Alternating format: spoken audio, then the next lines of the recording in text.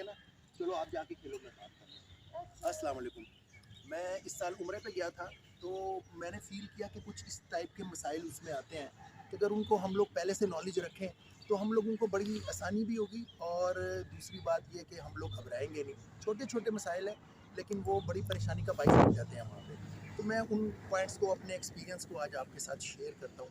तो आप उम्रा कैसे परफॉर्म करना है, उसको आप अपने किसी मस्जिद के मौलवी से, वैसे मोबाइल में बड़ी अच्छी अच्छी ऐप्स आ गई हैं, तो आप उनसे भी सीख सकते हो उम्रा कैसे आपने परफॉर्म करना है। मैं आपको छोटी सी टिप्स देता हूँ। एक तो जब आप उम्रे को प्लान करो, तो उसमें एक चीज़ का बड़ा ध्यान रखो कि आप इसको ऐसे प्लान करो कि आप जद्दा जाओ, मक्का जाओ, उम्रा करो, मदीना जाओ और उधर से वापस आ जाओ। आप अदर वे भी कर सकते हो कि मदीना पहले चले जाओ। ये बीच में 2 दफ़ा मक्का और मदीना आना जाना, ये आपको सफ़र में थका देगा, और उम्रे में थकना अच्छी बात नहीं है। आप अपनी सेहत का भी ख्याल रखो। इम्पॉर्टेंट एक चीज़ है, वहाँ पे रैशेस पड़ जाते हैं आपको, तो वो कि रैशेस के लिए ट्यूब्स लाजमी लेके जाना। बड़ी फटीक और बहुत ज़्यादा तकलीफ़ होती है, और वहाँ पे अगर आप परचेज़ करोगे बहुत ज़्यादा महंगी पड़ेगी आपको रैशेस की। तो रैशेस के लिए कोई क्रीम लाजमी साथ लेके जाना।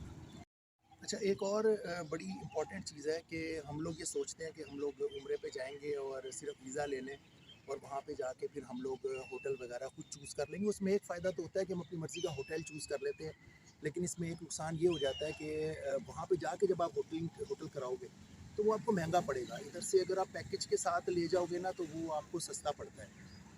बस फ़र्क ये है कि वहाँ पे आपने देखा नहीं होता फिर होटल कैसा है, होटल में आपने रहना कितनी देर है वैसे भी। तो अगर आप पैसे को देखते हो, पैसा थोड़ा-सा सेव करना चाहते हो, तो मेरा मशवरा ये है कि पैकेज को यहाँ से लेके जाओ, वहाँ पे जाके महँगा पड़ेगा। ठीक है। इसके अलावा एक चीज़ बड़ी अहम है कि आप लोग के पास जो डॉक्यूमेंट्स होंगे, जैसे कि आपका वीज़ा है, और आप लोगों का होटल का डॉक्यूमेंट जो पर्चा देगा आपको एजेंट, वो आप लोग उसकी 2-2, 3-3 कॉपीज़ करवा के रखो, और उनका अलग-अलग सेट बना के रखो। क्योंकि वहाँ पे लोग बड़े परेशान होते हैं, उनको समझ में नहीं आ रही होती। जिस वक़्त आप बस में बैठते हो, तो वो जो मौलवी का बंदा आता है, वो आपसे वीज़ा मांगते हैं, आप डर जाते हो, यार मेरे पास तो एक ही कागज़ है, गुम गया। उसके लिए परेशान होने की ज़रूरत नहीं है, बड़ा ईज़ी सा काम है। आप 2-3 सेट बना लो, फ़ोटो कॉपियाँ करानी है, इतनी ज़्यादा उस पे फाइनेंस भी इन्वॉल्व नहीं है। तो उसके 2-3 सेट बना के रखो, होटल के भी, और वो क्योंकि होटल वाला अगर वो कागज़ रख लेगा तो दूसरा कागज़ आपके पास होगा।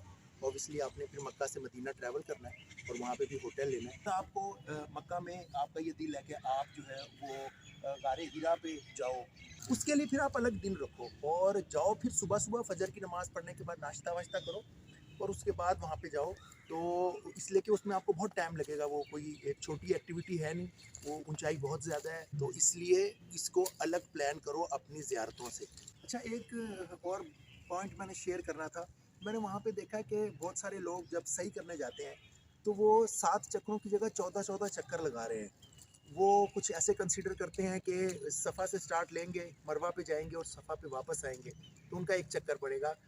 This is wrong perception. सही तरीका ये है कि वो आपने सफ़ा से स्टार्ट लेना, मरवा पे एक चक्कर, और जब वापस जाओगे तो 2 चक्कर हो गए।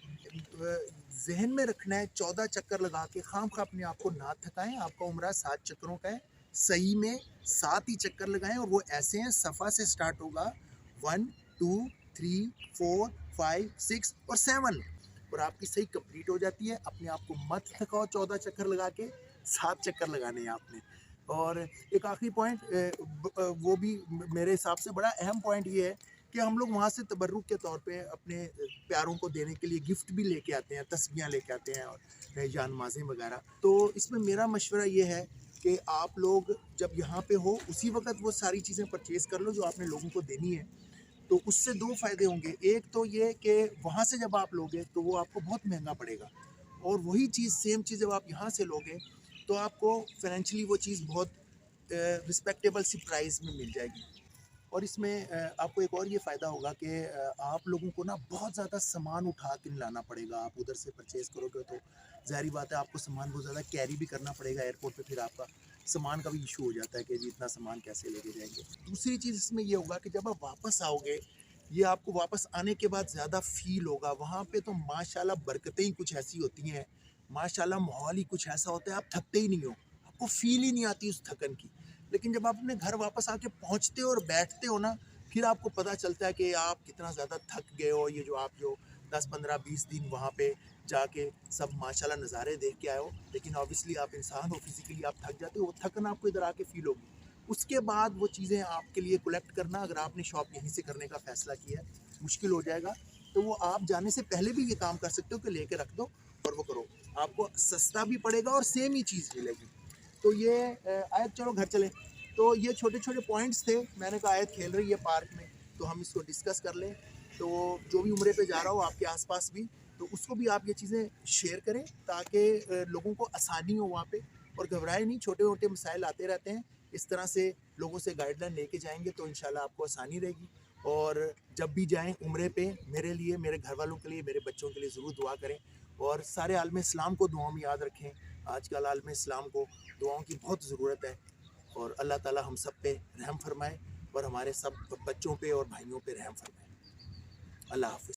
अल्लाहु अल्लाहु अल्लाह